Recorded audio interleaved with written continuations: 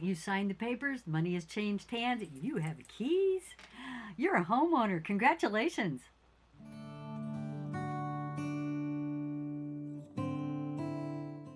All right, you've got the keys and you are ready to move in. Congratulations. It's just the best feeling in the world to be a homeowner.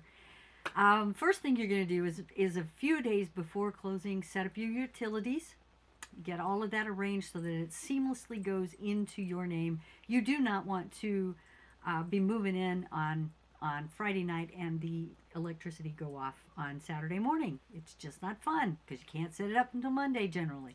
So look into how it's done in your particular municipality and county, and make sure you've got that done. The other thing is you when you move in, you get to paint the walls whatever color you want and hang your artwork wherever you want. You don't have to answer to a landlord anymore, and that is just the best feeling. It's yours. Because it's yours, you want to be responsible and take good care of it because you have worked extremely hard to get to be a homeowner. So I like to recommend to people that they set aside as soon as possible a few $1,000s in an emergency fund, a nice interest bearing savings account that you just put some money in and let it sit. That way, if the AC goes out, when it's 112 here in North Texas, you've got the funds ready and able to replace it, repair it, whatever needs to happen to it. Same goes if you have a hailstorm and there's a deductible on your insurance before they'll cover the rest of the roof. You want to have some cash available. And if you've just got it in a savings account, it's there. In the same way, set up some triggers for some routine maintenance. Every fall and every spring, maybe when the time changes, these are good triggers. In the fall, you're going to have your heating system looked at. You're going to make sure that you've been changing your filters out really well. Fall is a great time for exterior painting because the weather here gets a little a little kinder and gentler. Fall, by the same token, is a great time to upgrade your landscaping. Plant a tree, plant shrubs, redo flower beds for added enjoyment of your property.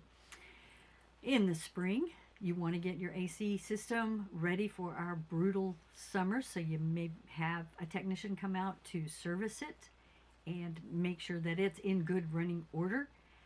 Again, making sure you're changing those filters often.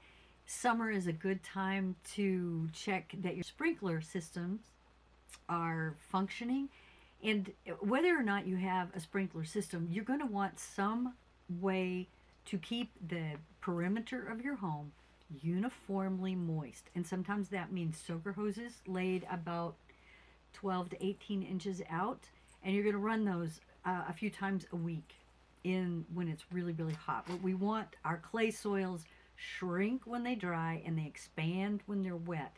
And we want to minimize that shrinking and expansion because that's very difficult for our foundations. It just wrecks their support. So if you can kind of keep some uniform moistness going there, your foundation will last a lot longer, and you'll like that because it's expensive to fix a foundation. The last thing is people are always asking me what they should do to a house, in light of resale. And you know what? If you're not intending to sell in the next year or so, suit yourself. Make the house function for yourself. Yeah. There's always better choices you can make. But in general, if you keep a house well maintained and you're able to put a fresh coat of paint on and maybe freshen the carpets up a little bit, do some decor or decluttering, we can come along and help you get it sold easily enough after that. I want you to love this house.